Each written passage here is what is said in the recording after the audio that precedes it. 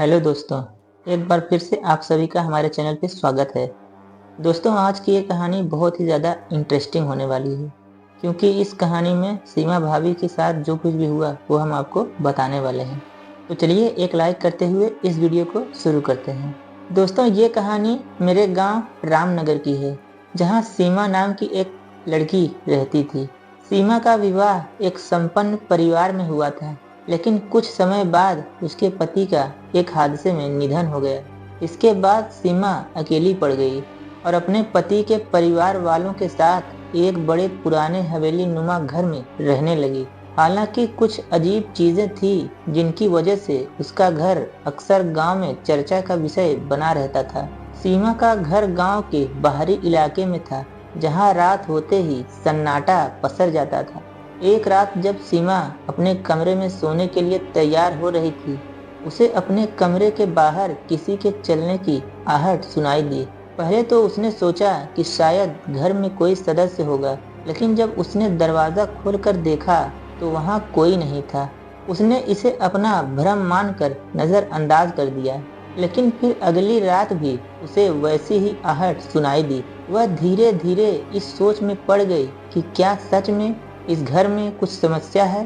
दिन भर सब कुछ सामान्य लगता था, लेकिन रात में उसे हमेशा कुछ न कुछ अजीब महसूस होता था, जैसे कोई उसे देख रहा हो। उसने अपने घर में कई जगहों पर पुराने कागज और चीजें देखी, जिनसे ऐसा लगता था कि इस घर का कोई पुराना इतिहास है। कुछ दिनों बाद सीमा ने गांव के कुछ बुजुर्गों से बातचीत की। एक बुजुर्ग महिला ने उससे कहा, बेटी, ये घर बहुत पुराना है और यहाँ कई साल पहले कुछ बुरा घटित हुआ था।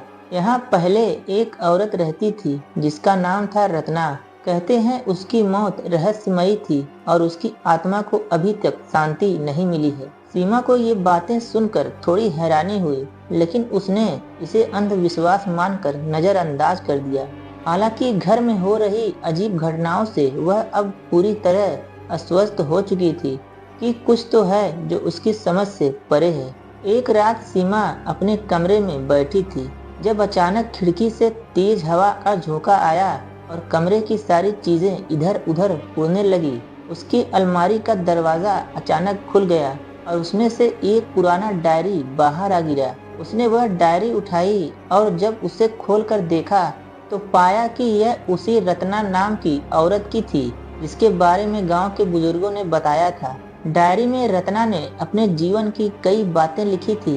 उसके पन्नों में ऐसी बातें लिखी थी जो उस घर में घटित होने वाली भयानक घटनाओं का संकेत दे रही थी। एक पन्ने में लिखा था कि रत्ना को अक्सर घर में अजीब आवाजें सुनाई देती थी और उसे लगता था कि कोई उसे देख रहा है। धीरे धीरे रत्ना की बातों से सीमा को यह एहसास हुआ कि शायद वही आत्मा अब भी इस घर में है और उसे शांति नहीं मिल पाई है।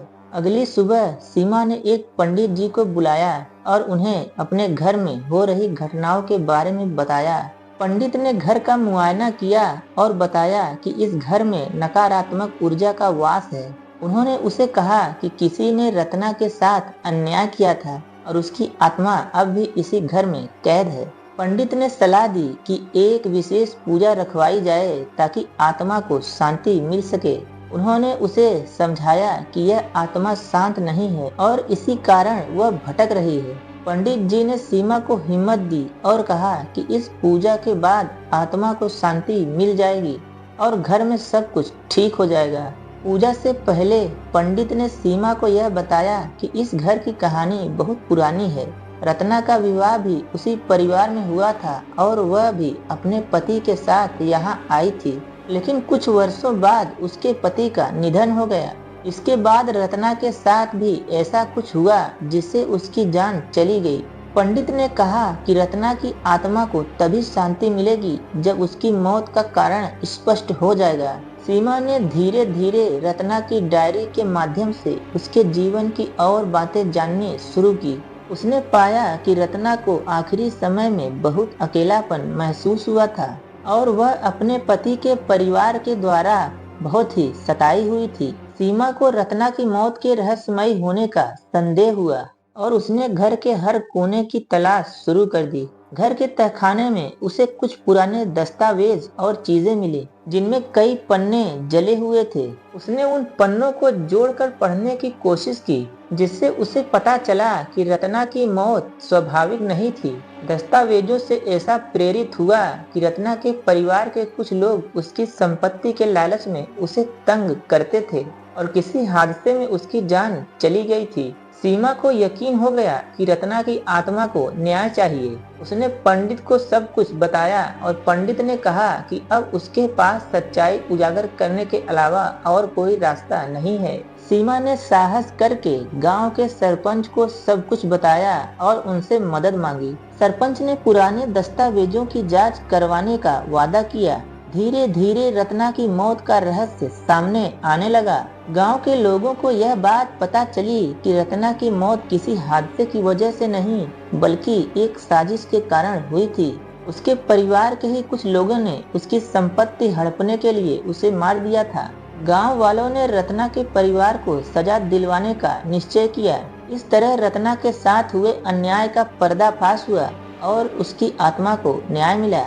जब रत्ना को न्याय मिला तो उसी रात सीमा भाभी को सपना आया कि रत्ना उसके पास आकर धन्यवाद कह रही है। रत्ना ने उससे कहा, अब मुझे शांति मिल गई है। धन्यवाद सीमा, तुमने मेरे साथ हुए अन्याय को उजागर किया। इसके बाद रत्ना की आत्मा हमेशा के लिए मुक्त हो गई और सीमा का घर भी शांत हो गया। इस घटना के बाद सीमा को कभी डरावनी घटनाओं का सामना नहीं करना पड़ा और वह अपने जीवन में फिर से खुश रहने लगी।